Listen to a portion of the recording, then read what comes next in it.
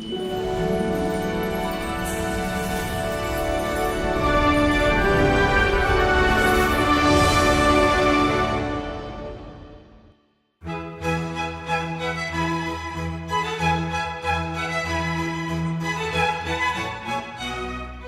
good morning everyone and welcome to this week's farming programme. Well, what can one say about the weather we've had this last week? An unbelievable spell of weather for March, and I must say that in all my farming experience, I don't ever remember a spell in March quite like this, where the ground dried up so quickly, and when the sun did shine and when the wind dropped, it really was quite warm. For those of us who are lambing, this is an absolute godsend to see young lambs a few minutes after they're born on foot and dry, in dry conditions on dry ground, sheep able to feed off dry ground, access to them so unbelievably easy. This really is more than we would ever dare to have hoped for. And it's all been very, very good. This programme was being recorded on Thursday, and I know that for Friday we are promised some rain, but all in all it has been very, very good up to now. A lot of spring work has been done, a lot of barley and wheat and oats have gone in, a lot of fertiliser has been spread already, cows are out, some cows out at grass. All in all, it's been a very, very wonderful spell of weather. Last weekend, many of us went on either the Thursday, Friday or Saturday to the Gaiety Theatre to the annual Young Farmers Concert. This is something of which the industry, the whole farming industry, is very, very proud. And we do congratulate all the young farmers and all who took part in putting on this splendid show and filling the Gaiety Theatre remarkably for 3 nights. I got behind the stage just after, or just when the result was being announced, and managed to get 1 or 2 interviews with some of the people who were involved in the concert. It's a bit like trying to tell somebody what the TT is like on the Isle of Man. If you've never been backstage after a Young Farmers concert, I can't begin to tell you what it's like. And to have gained some interviews is quite a remarkable feat. Here are a few snippets of those I met after the concert result was announced on the Saturday night. Jay Radcliffe, you're the chairman of the Eastern Club. You've just come off the stage. Have you enjoyed doing it? Yeah, it's been good, really good, yeah. Did it come out the way you planned it? Yeah, it's good. Yeah, it's gone well. 3 nights gone well, yeah. When did you stop preparing for it? The night before. We practiced until the night before. Oh, we could tell that wasn't true. It was. Just trying to get a bit of polish on it. Yeah. Who had the ideas? Well, it was Johnny Dobson and Neil Jones. They come up with the ideas, and then there's likes of Shane Cameen and Sean Cruish and myself. And Allan, Radcliffe, we all get together. So how many in the troupe altogether from the Eastern? There's 42 or 43, I think. Really? Yeah, and then lots of backstage crew. Right, yeah, right. Yeah. So it hasn't been judged yet, you haven't heard the result yet, are you hopeful? Well, hopefully in the top 2 anyway, hopefully, yeah. But you've enjoyed it and that's the main thing. Good. And the rest of the troupe, have they enjoyed it as well? Mighty, yeah, really good, yeah. So who was your producer then? Who Johnny Dobson and Neil Jones. They held it all together? Yeah, fantastic. Yeah. Well, I was at the back and watched it and it was very, very enjoyable, Jay. Well done. Right. It represents a lot of hard work, doesn't it? Yeah, it does. It takes a lot of time. And it's gone together very, very well for you. Yeah, hopefully, yeah. Jay Radcliffe, all the best. Yeah, good luck. thanks a lot. Bye. Right, cheers. Allan Radcliffe, you've presided over the concert tonight, the last night. How's it gone? Oh, it's been a mighty night, John. There's been 4 tremendous concerts been put on, and I think the judges have had a mighty hard job tonight. But it's been a grand night. There was a super atmosphere, wasn't there, right throughout the theatre? Yes. It really caught on, didn't it? Yes, so the crowd was really enthusiastic, and I think everybody's had a really good time here tonight. Now, I was here just tonight, just the Saturday night. What was it like the other nights? Was it just as good? Yes, it's been a tremendous atmosphere all the way through.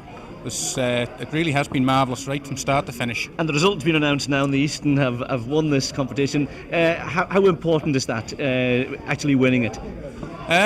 Well, there's many hours and hours and hours of work gone into all the concerts, and you start thinking about them.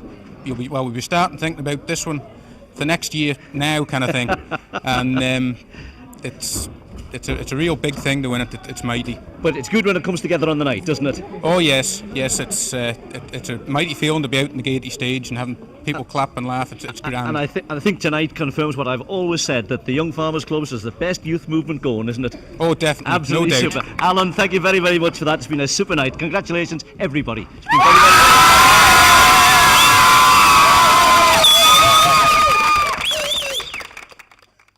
Jay, I spoke to you earlier before the result was announced. Now you've won it, you're standing, you're holding the cup. It must be a tremendous feeling to win a concert like this. Oh, it might, yeah. The competition is fierce, isn't it? Yeah, it was close this year. Like, I think it's close it's been for a long time, isn't Yeah. it? Yeah. And having heard the result now, you must be absolutely chuffed. It's been worth all the weeks of work. Yeah, it's worth it, like, yeah. But the cast are fantastic. Oh, they They're were, good weren't group, they? good group, like, good group. The youngsters, like, they're all coming up. And it's better and better it's going to get. So where do you rehearse then? Where does it all take place? At Baldrine Hall in Laxey. So it's still a village event, isn't Oh, it? definitely, It's lovely. yeah. And we can show them from the farming community. We can still put a show on, Oh, can't I we? definitely fill the Gaiety for 3 nights. That's Well no mean done. feat, is it? It's very good. Yeah. Jay Radcliffe and all the members of the Eastern, congratulations. You've done very well. Yeah, thanks I've a lot, thoroughly Tom. enjoyed listening to it. Right, well thanks done. a lot, Tom. Yeah. Philip, Chairman of the Southern, have you enjoyed taking part in tonight's concert? We have indeed, yeah. Yeah, It's been you didn't good. win, but it's good to take part, isn't it? Well, that's what it's all about. It's keep young people off the streets, and it's doing a good job, I think. But it's more than that, isn't it? It's actually getting young people onto the Gaiety stage. Well, that's it. Yeah, it's keeping them entertained. Yeah, they would never have the chance to come on here otherwise. Well, most of them wouldn't, would they? We're a bunch of amateurs, aren't we? We are. We're a bunch of amateurs. But if you sit in the seats at the Gaiety and watch it, it's quite a professional show. Yeah. I would say for the young farmers movement, it's like that Carlsberg advert. If young farmers made beer, it would probably be the best beer in the world. Because they do everything well, don't they? I was just saying to Jay Rattle, Chairman of the Eastern, it's the best youth movement going, isn't it? There's not an organisation like it. There's that much variety of what people can do. There's that much scope. We can come on the Gaiety stage, we can go stock judging, we can go ploughing, what can't we do? I know. What can't we do? And tonight, I can tell you, the farming community are very, very proud of our young people. Well done. I'm glad about that. It was a very, very good show. No matter whether you came first, second, third or fourth, it was a super show. Well That's done. good. I'm glad. Thank you, John. Okay.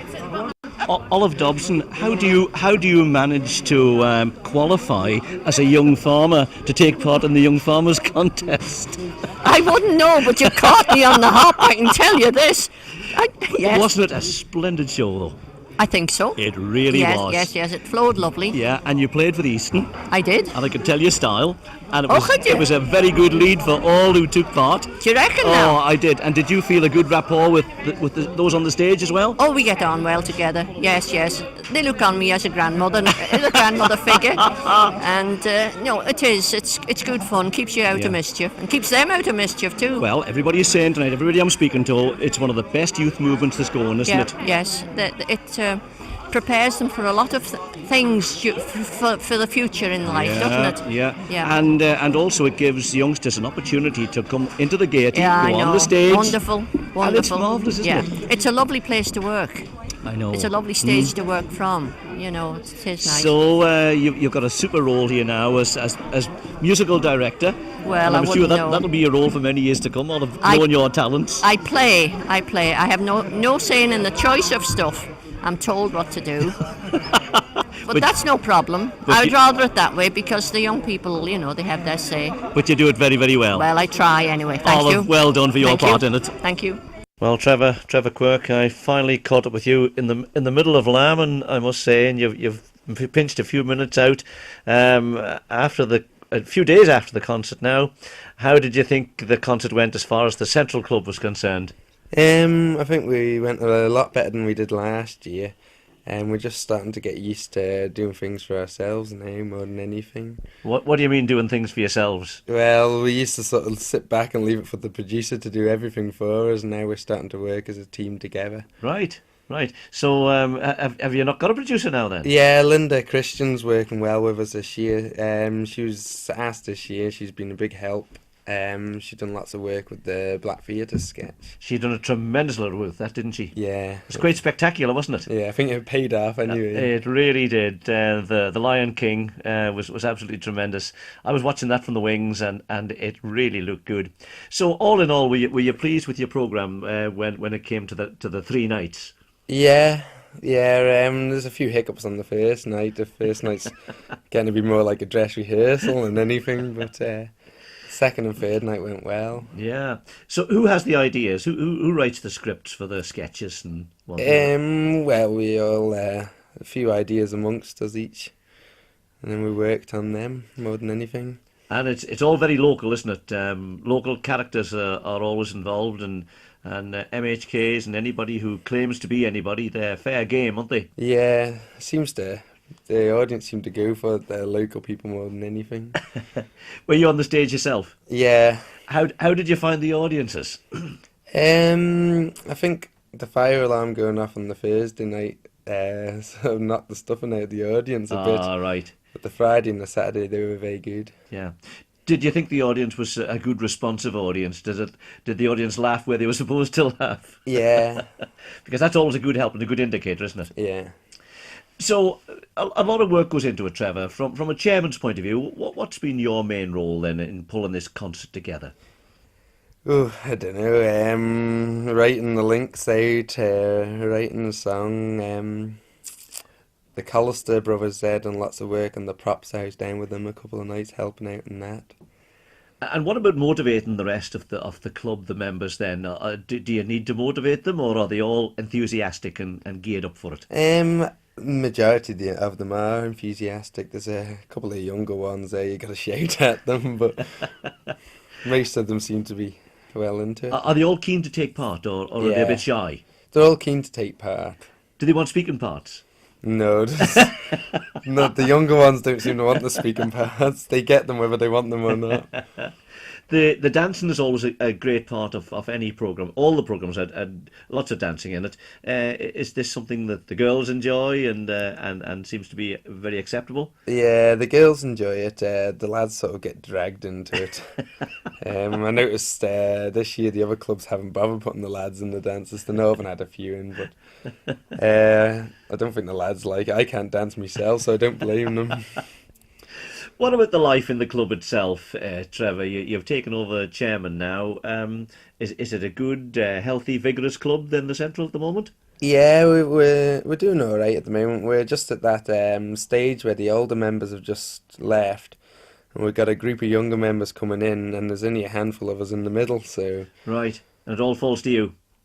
Well, there's about 6 or 7 of us in the middle age group there at the moment, just trying to keep things going until the younger members break through more than anything. Now, I was talking to Allan Teare of the Northern Club before, and we were saying there that there are very few actual farming members. Is that true of the Central Club as well? Yeah, I could count them on one hand. Well, that's what he said, but those were his exact words. It seems a pity, doesn't it?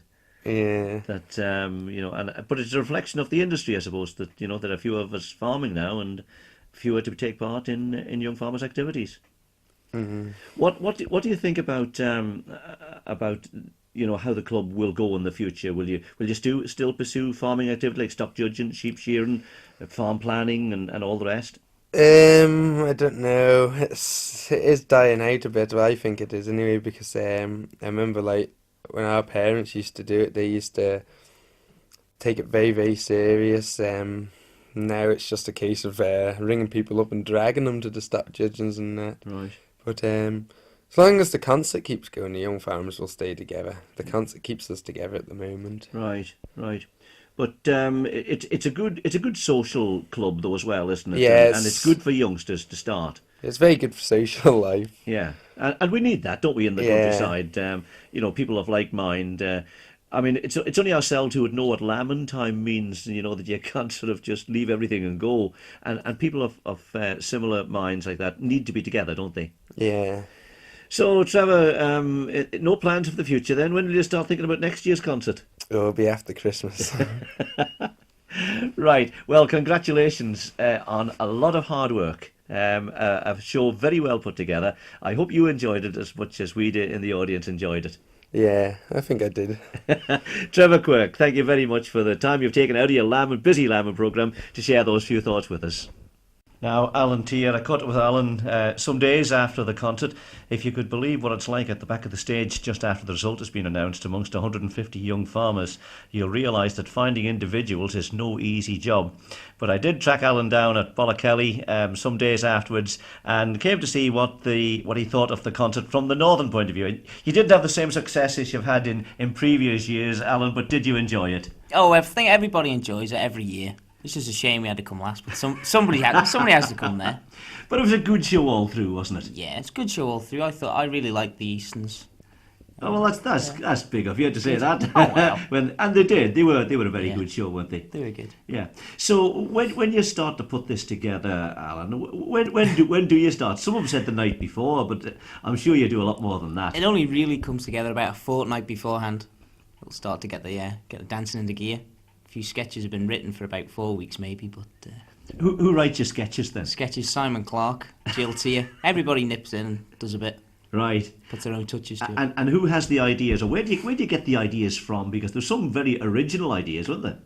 I don't know, just Simon Clark really. He's just got that sense of humour that he can come out with things and everybody adds a little bits to it and away we go. Now, do you get members joining you, especially for the concert, particularly in the girls and the dancing? Are they all regular club members, or do you just recruit them maybe at concert time? About 50-50. A lot of the young ones this year have been in it for the last 2 years, and there was a lot more came to us this year, and hopefully we can keep them going through the year and keep them interested. Do you have any trouble recruiting them? Do you have any trouble keeping numbers up? No, word always gets round, and they always turn up to a meeting. Do they? They turn up just Yeah, like that? Turn up, And no they're tr- keen? No trouble. Oh, they're keen. Everybody wanted something to do this year, and Really? everybody got a speaking part. And Well, that's they super, wanted isn't to do it? it, so- It's good to have enthusiasm in any sort of club, isn't it? yeah, it's half Yeah, the battle. yeah. If they want to do it, Yeah. and they're more than willing, then Yeah. makes the concert. And I've been saying, I think I've said in each of the interviews I've done, the young farmers movement is a tremendous youth movement, isn't it? It's good for our young people. Oh, it's very good. Very good, yeah. In the Northern Club now, we know that farming has declined quite a bit over the last few years. What about people who are actually involved in farming? Are they in a minority in the club now, or do you still have a good number of working farmers? We could probably count on one hand the amount of people that are actually in the job. There's a lot of farming families in it, but I think that we're really outnumbered. There's probably only about 5 or 6 of us that are actually working on farms that are in the club, or that were in the concert. It's a bit sad, isn't it? It's very sad. Yeah. So And the people who come to the club activities then, do they join in the sort of the farming, like stock judging and farm planning and things like that? a lot of our lot seem to join in the shearing, the hand shearing class. Even though they're not directly involved Nope. in farming? There was about 8 girls this year that, well, they'd seen sheep being clipped, but they were very good in the hand class. Were they indeed? Oh, yeah. So if farming ever has a revival, then that there'll be people out there who will be able to do the work. Yeah, we'll not be short of hand shearing. We don't do much hand shearing Well, nowadays. no, they'll have to learn. If there's enough of them, we'll be all right. And what about the club itself? Is it an active club then? And do you have lots of activities? Oh, we always try to keep ourselves busy doing something. Right, and you're chairman this year. What's your particular responsibility? Is it one of leadership? Yeah, well, I try my hardest, but Tori Callow's always very good to organise, and she puts a hell of a lot of work into it. Right, and there's a lot of work goes into some of these things, isn't A there? lot. You don't realise how much goes in it until you're the chairman or the secretary or Yeah. assistant secretary. There's a heck of a lot goes into it. Right, and that's true of the concert as well, isn't it? Oh, yes. That Yeah. a lot of work going into that, Yeah, and especially in the last week. a lot of planning. When people start to panic. Who does the choreography for you? Then? Who does the dancing and? Michelle Griffiths Oh, right. does the choreography. Yeah, is she a professional? Oh, And, she's very good. Yeah, she has to be praised. Yeah, well, it was good. Well, I think the whole night. In fact, the 3 nights. I saw it on the Saturday night, but I think the 3 nights were very, very good, weren't they? Yeah, our first night usually doesn't go according to plan, but this year it went well, and we managed to pull it off all the way through the concert. So yeah, It's quite an achievement, isn't it, to fill the Gaiety for 3 nights running? Because I think it was just about full every night, wasn't it? it's full every night, and it's good to hear the reactions you get from like weeks after. People that you meet and say how good it was and how they enjoyed it. And the sponsorship keeps coming every year, so Oh, yeah. obviously they're happy with it as well. Iron Man Bank are more than willing to. Yeah, Walk so out, so- it's all very, very good. For young farmers clubs generally then, Alan, since I am talking to you now, what's the future? Is there a good future? Is there a better future for young farmers clubs than there is for agriculture at the moment? Definitely for the club. Yeah, definitely. Yeah, Yes. and the northern one is healthy and hearty and going well. Oh yeah, northern young farmers will always be about. We don't know about the farmers in the north, but Yeah, but yeah, the young farmers will always be about. it's essentially where is the social centre then? Where do your activities take place? Is it here in Andros or is it all over the? And it takes place all over the show. Take place everywhere. It's usually either the Derby pub other Grosvenor. Right. Oh, yeah, But everybody meets always a country social do. Oh yeah, definitely. Yeah. Yeah. Well, I think the Isle of Man's going to need that, and I would want to support, whether it's north, south, east, or central. We'd want to support all the clubs and keep them all going, and I'm sure that runs through all the clubs, doesn't it? Yeah, it's good when all the clubs can get together, because now we have quite close relations with the Eastern Young Farmers, stock judgings together, and yeah. Yeah, and there's quite a good bit of rivalry, Well, yeah, bit of competition. but It's all always good. but all very good friends Yeah, for all that. all good chums. Yeah. Alan, it's good to have been able to come and talk. I'm glad I caught up with you and to get the comment from the Northern Club as well. Congratulations on Yeah. taking part and Thanks very putting on a good concert, and we look forward to next year's. Yeah, we'll see you then. Well, over the past few years, harvesting of the cereal harvest has changed quite dramatically. Not all cereals now are combined and fed as grain, and the straw kept for bedding or for eating as well. In fact, several new procedures have been adopted by different people as to how we can conserve the cereal harvest without necessarily waiting for weather to combine it and then going to all the trouble of rolling it and mixing it and feeding it. In fact, whole crop is one thing that's been used, and another method that's been used on the island now for some years, I must say, is crimping. And on an annual visit to the island, I met up with Ian Hall, who is the representative. Ian of what firm? It's Calvin Cave Limited. Right. And have you pioneered the crimping of grain, or have you just picked up a process that was already in being? It was in being in the UK, but it was generally sold as a salvage rather than the benefits that it can give to an animal. Right. And that's where we've latched onto it and taken it forward. I think we have to make it clear, don't we, to those who may not know, that the husk of the cereal, of the barley, the wheat or the oats, has to be broken before the animal can digest it. So it has to be processed. That's right. Now, tell us a bit about the crimping and about the actual process itself. Well, we're looking to harvest the grain just as the plant dies, and that will be anywhere between 35 and 45% moisture. Once it starts to dry out, then we start to get lignification taking place of the grain.